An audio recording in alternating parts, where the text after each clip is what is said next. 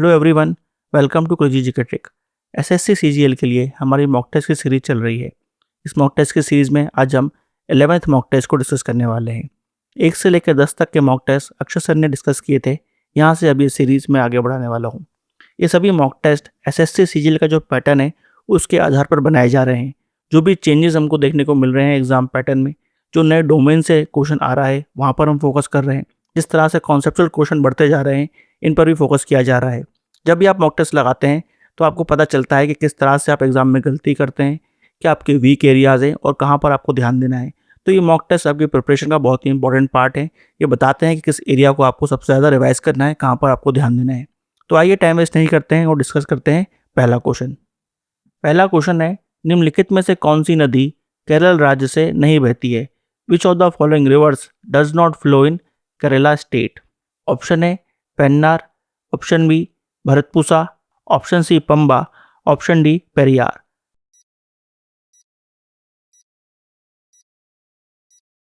यहाँ पर right answer है पेन्नार। ये नदी केरल से नहीं गुजरती है। इसका उद्गम कर्नाटका के नंदी हिल से होता है, जिसके बाद ये कर्नाटका आंध्र प्रदेश से होते हुए बंगाल की खाड़ी में गिरती है। बाकी तीनों नदी केरल राज्य की प्रमुख नदियाँ हैं।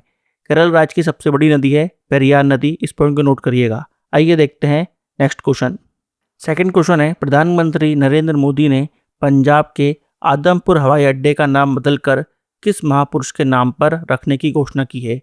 Recently prime minister Narendra Modi has announced the renaming of Adampur airport in Punjab after which great personality? Option A Guru Govind Singh, option B Guru Ravidas ji, option C शहीद भगत सिंह, ऑप्शन डी महाराजा रंजीत सिंह।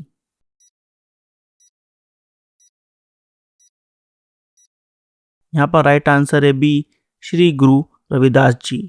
ये घोषणा संत गुरु रविदास जी की 649वीं बर्थ एनिवर्सरी के शुभ अवसर पर की गई है।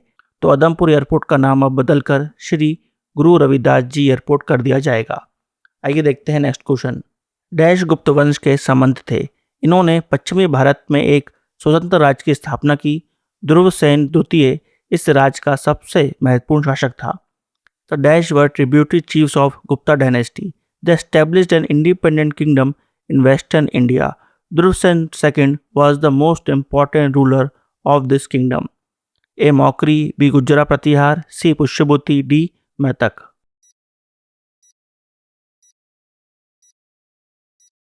राइट आंसर है डी मैतक वंश। मैतक वंश प्रारंभ में गुप्त वंश के सामंत थे।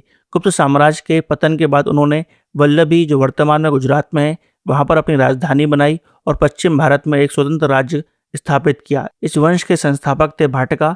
ध्रुवसेन द्वितीय इस वंश के सबसे प्रसिद्ध शासक थे। उनके शासनकाल में चीनी यात्री हिनसांग ने वल्लभी विजिट की थी और इसे शिक्षा का एक महत्वपूर्ण केंद्र बताया था।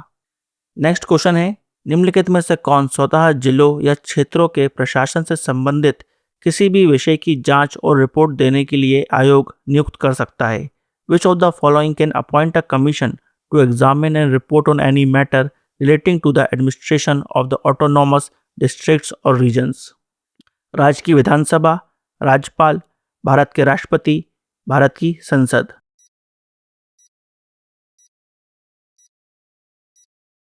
यहाँ पर राइट आंसर है बी राज्यपाल, गवर्नर ऑफ द स्टेट। यहाँ पर जो स्वतः जिले की बात हो रही है यानी कि ऑटोनोमस डिस्ट्रिक्ट की बात हो रही है, इसका उल्लेख संविधान के 6 शेड्यूल में मिलता है, जिसके अनुसार असम, मेघालय, त्रिपुरा और मिजोरम के स्वतः जिले के प्रशासन के संबंध में किसी भी विषय पर जांच या रिपोर्ट के लिए राज्यपाल आयोग नियुक्त कर सकता है। इसलिए यहाँ पर राइट आंसर है बी राज्यपाल, गवर्नर ऑफ द स्टेट। अगला क्वेश्चन है, इन्फोसिस ने 2026 में किस टेनिस खिलाड़ी को अपना वैश्विक ब्रांड एम्बेसडर नियुक्त किया है? Which tennis player has been appointed as the global brand ambassador of Infosys in 2026? A. Carlos Alcaraz, B. Rafael Nadal, C. Novak Djokovic, D. Roger Federer.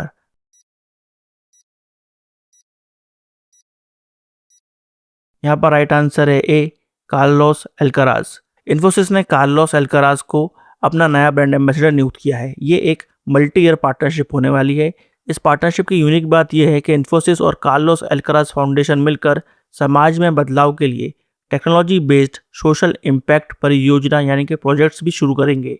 Next question, संसद में प्रयुक्त निम्नलिखित शब्दावली के संबंध में कौन सा या कौन से युग्म सही सुमेलित हैं? Which of the following pair is or are correctly matched regarding the terminology used in Parliament? 1. विनियोजन विधेयक भारत की संचित निधि से धन की निकासी या विनियोजन के लिए पारित किए जाने वाला धन विधेयक। Appropriation Bill, a money bill passed for providing the withdrawal or appropriation from or out of the Consolidated Fund of India. 2. अनुदानों की मांग, किसी मंत्रालय विभाग के केवल योजनागत व्यय के लिए बजटीय आवंटन। Demand for grants, earmarking of budgetary allocation for meeting only planned expenditure of a ministry department. 3. अल्पकालिक चर्चा, आवश्यक लोक महत्व के विषय पर चर्चा जिसके लिए किसी सदस्य द्वारा सूचना दी जाती है और 50 सदस्यों के समर्थन की आवश्यकता होती है। Short duration discussion, for raising a discussion on a matter of urgent public importance for which a notice has to be given by a member and supported by 50 members.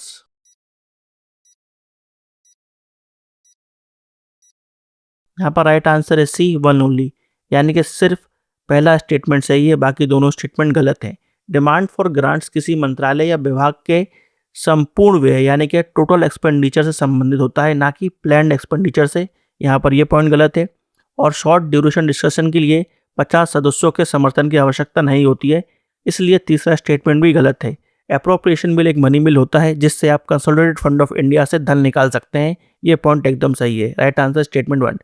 Next question, दुनिया का पहला OptoSAR satellite कौन सा है? Which is the world first OptoSAR satellite? A Cartosat 3, B GSAT 2b, C mission Drishti, D GSAT 30।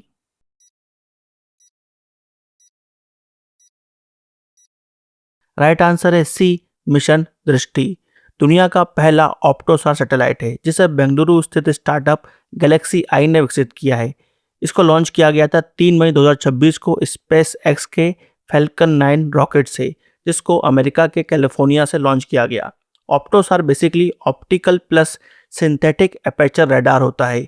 ये basically optical imaging और radar imaging को जोड़ता है, जिससे सैटेलाइट खराब मौसम, बादलों और अंधेरे में भी साफ तस्वीरें ले सकती है, यानी कि ये all weather day and night satellite है। नेक्स्ट क्वेश्चन, पेट्रा डोरा नामक सजावट कला किस शासक के शासनकाल में लोकप्रिय हुई? The art of decoration called pietra dura became popular during whose rain?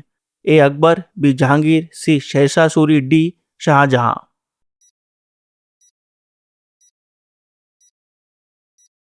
Right answer D Shah Jahan. ये क्वेश्चन एग्जाम में काफ़ी बार पूछा जा चुका है, बहुत इंपॉर्टेंट क्वेश्चन है। पेट्रा डोरा बेसिकली पत्थर जड़ाई कला यानी कि स्टोन इनले आर्ट है, जिसमें संगमरमर यानी कि मार्बल पर प्रेशियस और सेमी प्रेशियस स्टोन को जड़कर सुंदर डिज़ाइन बनाई जाती है। ये कला शाहजहां के शासनकाल में अपने चरम पर पहुंची। इसका सबसे अच्छा एग्जाम्पल आगरा का ताजमहल है। इसके अलावा आगरा किला और दिल्ली के दीवान खास में भी इस कला का उत्कृष्ट उदाहरण देखने को मिलता है।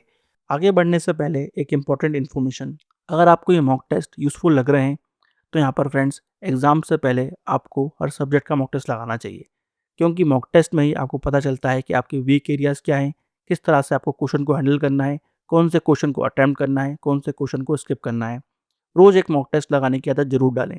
क्रेजी जीके ट्रिक एप्लीकेशन पर भी हमने 50 नए मॉक टेस्ट तैयार करे हैं जो कि लेटेस्ट एग्जाम पैटर्न पर हैं, सेक्शनल टाइमिंग के साथ। मैथ, रीजनिंग, इंग्लिश, जीएस चारों ही सब्जेक्ट के लेटेस्ट क्वेश्चन यहाँ पर आपको देखने को मिलेंगे। इस मॉक टेस्ट को भी आप देख सकते हैं, जहाँ पर आपकी कंप्लीट प्रैक्टिस हो जाएगी। एग्जाम से पहले मॉक टेस्ट की प्रैक्टिस बहुत ज़रूरी है, क्योंकि यही आपको रियल एग्जाम के लिए तैयार करते हैं। तो एक बार जरूर चेकआउट करें इन मॉक टेस्ट को क्रेजी जीके ट्रिक और रूट एप्लीकेशन पर। आइए देखते हैं next question. Next question, Bharat के राष्ट्रपति को पद से हटाने के संबंध में निम्नलिखित कथनों पर विचार कीजिए। Which of the following statements are correct regarding the removal of the president of India?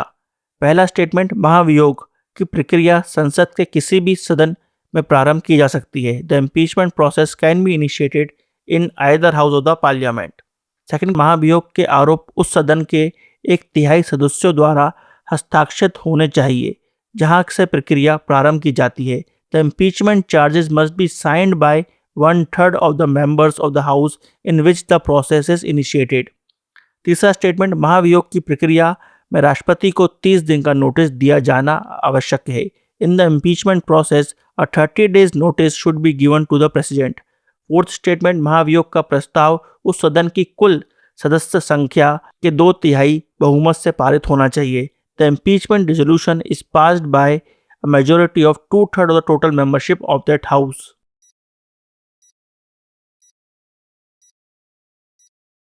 Right answer है डी, 1 and 4 ओनली. 1 स्टेटमेंट और 4th स्टेटमेंट पूरी तरह सही हैं. 2 and 3 स्टेटमेंट गलत हैं. संविधान के आर्टिकल 61 के अनुसार राष्ट्रपति को संविधान के उल्लंघन के आधार पर महाभियोग द्वारा हटाया जा सकता है, यानी कि उनको इम्पीच किया जा सकता है. स्टेटमेंट 1 पूरी तरह सही है. स्टेटमेंट 2 गलत है क्योंकि कम से कम 1/4 कुल सदस्यों के हस्ताक्षर आवश्यक है, ना कि 1/3. स्टेटमेंट 3 भी गलत है क्योंकि राष्ट्रपति को कम से कम 14 दिन का नोटिस दिया जाता है, ना कि 30 दिन का. इसलिए 2 and 3 गलत हैं. 1 and 4 स्टेटमेंट पूरी तरह सही है. नेक्स्ट क्वेश्चन, नीचे दिए गए कथन और कारण को पढ़िए तथा सही विकल्प चुनिए. Read the below statements marked as assertion and reason. Mark the correct option. Assertion है मानव विकास सूचकांक आय में कमी होने पर भी बढ़ सकता है. The human development index can increase even if income drops. कारण है जीवन प्रत्याशा और शिक्षा में सुधार आय में गिरावट की भरपाई कर सकती है. Reason, improvement in life expectancy and education can offset income decline.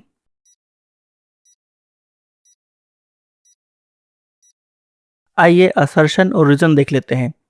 Human development index income गिरने के बावजूद बढ़ सकता है. ये पॉइंट एकदम सही है. इसका रीज़न यहाँ पर यह दिया है कि जो इनकम में डिक्लाइन आया है उसकी एवज में लाइफ एक्सपेक्टेंसी और एजुकेशन बढ़ जाती है, इसलिए ह्यूमन डेवलपमेंट इंडेक्स बढ़ सकता है. तो ए सही है और आर उसका करेक्ट रीज़न है, इसलिए यहाँ पर आंसर हो जाएगा A. Both A and R true and R is the correct explanation of A. Next question, NITI Aayog के नए उपाध्यक्ष के रूप में किसे नियुक्त किया गया है? Who has been appointed as the new vice chairman of NITI Aayog? Suman K Bery, Ashok Kumar Lahiri, PVR Subrahmanyam, Arvind पेंगरिया.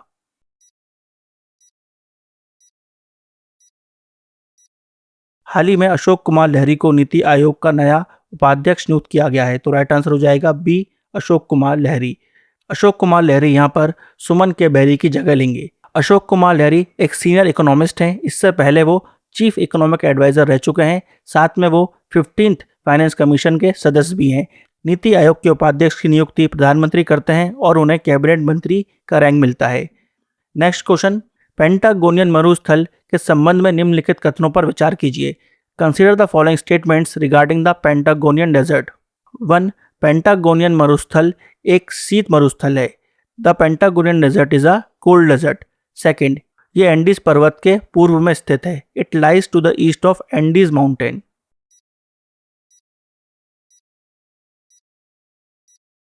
आइए दोनों स्टेटमेंट्स को देख लेते हैं. Patagonian desert is a cold desert, एकदम सही है. पेंटागोनियन डेजर्ट दुनिया का सबसे बड़ा कोल्ड डेजर्ट है.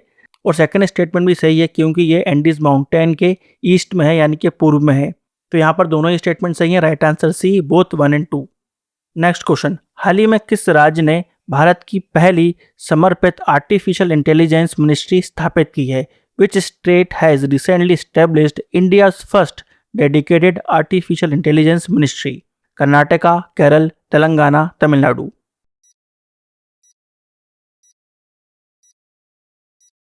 राइट आंसर है बी, केरल. केरल सरकार ने भारत की पहली समर्पित आर्टिफिशियल इंटेलिजेंस मिनिस्ट्री स्थापित की है. इसी के साथ केरल AI, मशीन लर्निंग और डेटा गवर्नेंस के लिए अलग अलग मंत्रालय बनाने वाला देश का पहला राज्य बन गया है. और पहले AI मंत्री होंगे PK कुणाली-कुट्टी. भारत में बेरोजगारी के संबंध में निम्नलिखित कथनों पर विचार कीजिए. Consider the following statements about unemployment in India. पहला, मौसमी बेरोजगारी मुख्यतः शहरी क्षेत्रों में पाई जाती है. Seasonal unemployment is mainly found in urban areas. दूसरा, शिक्षित बेरोजगारी मुख्यतः भारत के ग्रामीण क्षेत्रों में पाई जाती है. Educated unemployment people are mainly found in rural areas of India. तीसरा, ग्रामीण अर्थव्यवस्था में बेरोजगारी कम करने के लिए उच्च फसल साघनता वांछनीय है. Higher crop intensity is desirable for reducing unemployment in the rural economy.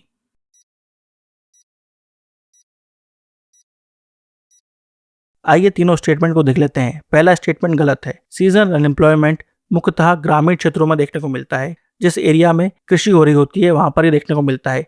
बुनाई और कटाई के मौसम में लेबर की डिमांड हाई होती है, इसके अलावा वहाँ पर लेबर की डिमांड कम होती है। सेकंड स्टेटमेंट भी गलत है क्योंकि एजुकेटेड अनएम्प्लॉयमेंट मुख्य रूप से शहरी क्षेत्रों में देखने को मिलता है। यहाँ पर शिक्षित युवा संख्या में अधिक होते हैं, उनकी योग्यता के अनुरूप उनको कई बार रोजगार नहीं मिलता है, इसलिए यहाँ पर एजुकेटेड अनएम्प्लॉयमेंट ज़्यादा होता है। तीसरा स्टेटमेंट सही है, हायर क्रॉप इंटेंसिटी। इसका अर्थ होता है एक ही भूमि पर एक वर्ष में एक से अधिक फसलें उगाना, जिससे अनएम्प्लॉयमेंट कम होता है। तो यहाँ पर तीसरा स्टेटमेंट सही है, इसलिए राइट आंसर हो जाएगा डी, ओनली 3। नेक्स्ट, भारत में परिसीमन आयोग के संदर्भ में निम्नलिखित कथनों पर विचार कीजिए। With reference to the delimitation commission in India consider the following statements. First, जब भी परिसीमन किया जाना होता है तब इसका गठन संसद के एक अधिनियम के तहत किया जाता है। It is established under an act of parliament whenever delimitation is to be undertaken. Second, सर्वोच्च न्यायालय के कार्यरत या सेवानिवृत्त न्यायाधीश इसके अध्यक्ष होते हैं। अ सर्विंग और रिटायर्ड जज of the supreme court serves as its chairman. Third, मुख्य निर्वाचन आयुक्त आयोग के पदेन सदस्य होते हैं। The chief election commissioner is an ex officio member of the commission. Fourth, संबंधित राज्य निर्वाचन आयुक्त आयोग के पदेन सदस्य होते हैं। The concern state election commissioner is an ex officio member of the commission.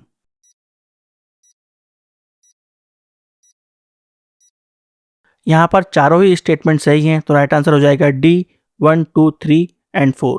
Delimitation commission का गठन पार्लियामेंट के एक्ट के द्वारा ही किया जाता है। इसके चेयरमैन सुप्रीम कोर्ट के सर्विंग या फिर रिटायर्ड जज ही होते हैं। Chief election commissioner x officio chairman, chief election commissioner x officio member होते हैं। State election commissioner x officio member होते हैं इस कमीशन के। चारों ही स्टेटमेंट सही है, right answer D. Next question, संगीत जगत की दिग्गज गायिका आशा भोसले का 12 अप्रैल 2026 को निधन हो गया। उन्हें भारत सरकार द्वारा किस वर्ष पद्म विभूषण से सम्मानित किया गया था? Legendary singer Asha Bhosle passed away on April 12, 2026. In which year was she honored with Padma Vibhushan award? 2000, 2005, 2008, 2015।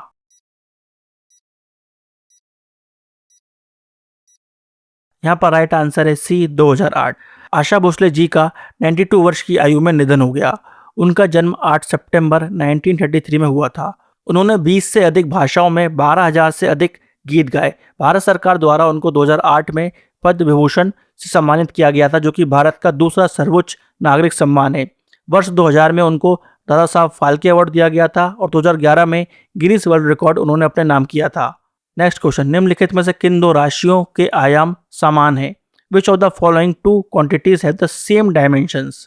Power and radius of circular motion, power end moment of inertia, work and torque, work and angular displacement.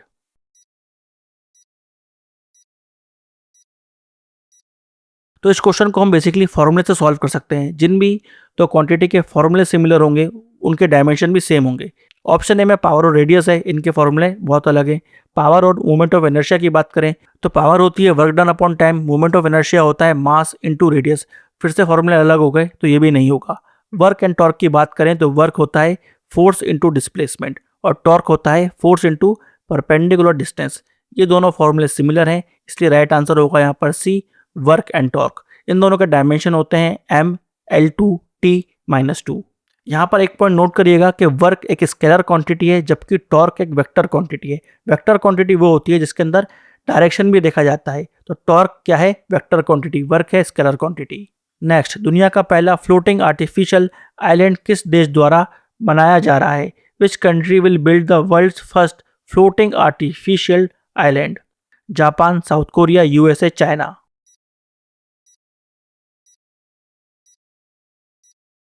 Right answer D, China. China दुनिया का पहला floating artificial island बना रहा है। इस island की खास बात यह है कि यह आइलैंड पूरा न्यूक्लियर ब्लास्ट भी सहन कर सकता है। चीन इसे शोध के लिए यानी कि रिसर्च के लिए यूज करेगा। इस आइलैंड की लंबाई 138 मीटर होगी, चौड़ाई 85 मीटर, वजन होगा 78,000 टन और यह आइलैंड 2028 तक डेवलप हो जाएगा। नेक्स्ट, कोशिका विभाजन के संदर्भ में लेप्टोटीन अवस्था में गुणसूत्रों का कौन सा व्यवहार होता है? In the context of cell division, which chromosomal behavior takes place at the leptotin stage? गुणसूत्र असंयुग्मित होते हैं, क्रोमोसोम्स आर अनस्नैप्ड। समजात गुणसूत्र युग्म बनाते हैं। Homologous chromosomes pair.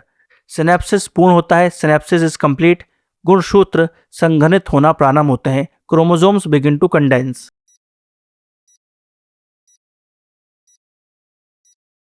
Right answer है D, chromosomes begin to condense. Leptotene अवस्था में क्रोमोसोम्स कंडेंस होना शुरू होते हैं, इसलिए यहाँ पर राइट आंसर है डी। नेक्स्ट, भारतीय लोक नृत्यों के संबंध में निम्नलिखित कथनों पर विचार कीजिए।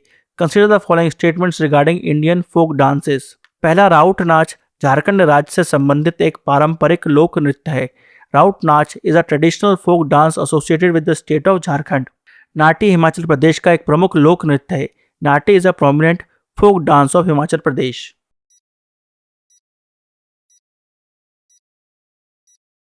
पहला स्टेटमेंट गलत है। राउट नाच झारखंड का नहीं बल्कि छत्तीसगढ़ का प्रसिद्ध लोक नृत्य है। सेकंड स्टेटमेंट सही है। नाटी हिमाचल प्रदेश का प्रोमिनेंट फोक डांस है। तो राइट आंसर हो जाएगा बी, ओनली 2। नेक्स्ट, जनवरी 26 में दिवंगत खलीदा जिया किस देश की पहली महिला प्रधानमंत्री बनी? Khaleda Zia who passed away in early 2026 was the first woman prime minister of which country? Pakistan, Bangladesh, Sri Lanka, Indonesia.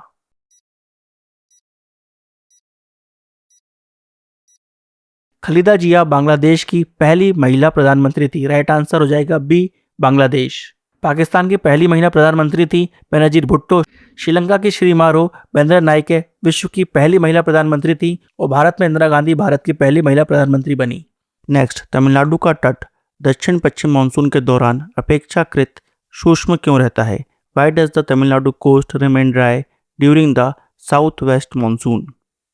ए, शीत ऋतु में अतिरिक्त सूक्ष्म कटिबंधीय चक्रवाती परिस्थितियों की उपस्थिति के कारण, due to the presence of extra tropical cyclonic situations during the winters. B, इसे अधिकांश वर्षा अरब सागर से उत्पन्न उष्णकटिबंधीय चक्रवातों से प्राप्त होती है। It receives most of the rainfall from the tropical cyclones originating over the Arabian Sea.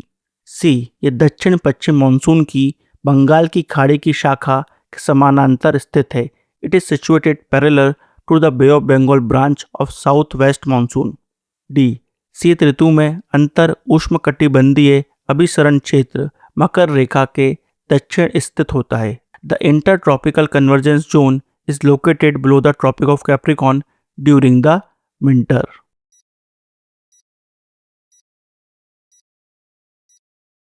दक्षिण पश्चिम मानसून यानी कि साउथ वेस्ट मानसून, उसकी जो बे ऑफ बंगाल की ब्रांच होती है उसकी हवाएं तमिलनाडु के पूर्वी तट से लगभग समानांतर हैं यानी कि पैरेलल हैं, इसीलिए यहाँ पर तमिलनाडु में पानी नहीं गिरता। तो राइट आंसर यहाँ पर क्या हो जाएगा? सी, ये दक्षिण पश्चिम मानसून की बंगाल की खाड़ी की शाखा के समानांतर स्थित है। It is situated parallel to the Bay of Bengal branch of the south west monsoon.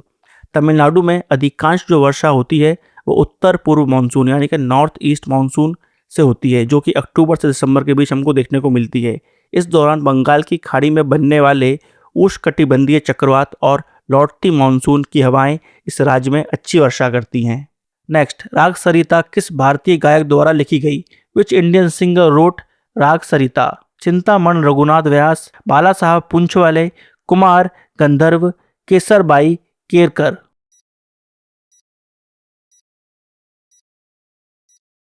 यहाँ पर राइट आंसर है ए, चिंतामण रघुनाथ व्यास। चिंतामण रघुनाथ व्यास हिंदुस्तानी साहित्य संगीत के प्रसिद्ध गायक, संगीतकार और विद्वान थे। उन्होंने राग सरिता नामक महत्वपूर्ण ग्रंथ की रचना की। बाला साहेब पुंछवाले ग्वालियर घराने से आते हैं। कुमार गंधर्व फेमस भजन गायक हैं। केसरबाई केरकर जयपुर अतरौली घराने की फेमस गायिका हैं।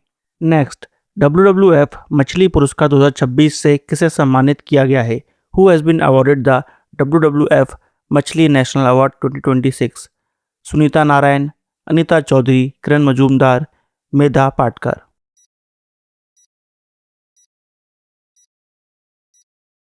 राजस्थान की फॉरेस्ट गार्ड अनीता चौधरी को WWF मछली नेशनल अवार्ड से सम्मानित किया गया। यहाँ पर राइट आंसर है बी, अनीता चौधरी। ये सम्मान वन जीव संरक्षण यानी कि वाइल्ड लाइफ कंजर्वेशन के लिए, शिकार को रोकने के लिए और 500 से अधिक वन जीवों को सफलतापूर्वक रेस्क्यू करने के लिए अनीता चौधरी को दिया गया है। ये पुरस्कार world wide fund for nature WWF India द्वारा दिया जाता है। इसका नाम मछली रंतम बोर्ड की प्रसिद्ध टाइग्रेस के नाम पर रखा गया है। नेक्स्ट क्वेश्चन, NCRB की क्राइम इन इंडिया 2024 रिपोर्ट के अनुसार महानगरों में सबसे अधिक साइबर अपराध दर किस शहर में दर्ज की गई? According to the NCRB's crime in India 2024 report, which city recorded the highest crime rate among metros? Mumbai, Hyderabad, Delhi, Bengaluru.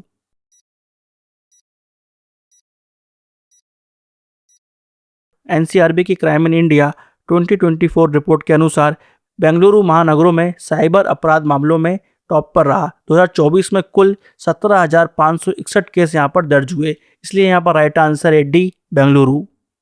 तो ये था आज का लास्ट क्वेश्चन। अपना अपना स्कोर कमेंट बॉक्स में जरूर बताइएगा।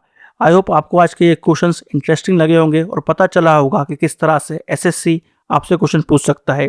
इसी तरह से हम इस सीरीज़ को कंटिन्यू रखेंगे और मिलेंगे कल मॉक 12 के साथ। फ्रेंड्स, इस वीडियो को अपने दोस्तों के साथ और जितने भी एक्सपीरियंस हैं SSC के, उनके साथ शेयर करना ना भूलें। इस मॉक टेस्ट को आप हमारे क्रेजी जीके ट्रिक एप्लीकेशन पर देख सकते हैं। इसी के साथ friends 50 mock test SSC CGL के लिए अलग से भी हमने बनाए हैं, उनको भी एक बार आप जरूर चेकआउट करें। मिलेंगे फ्रेंड्स मॉक 12 में। जब तक के लिए फ्रेंड्स सबको ta-ta, bye bye and take care.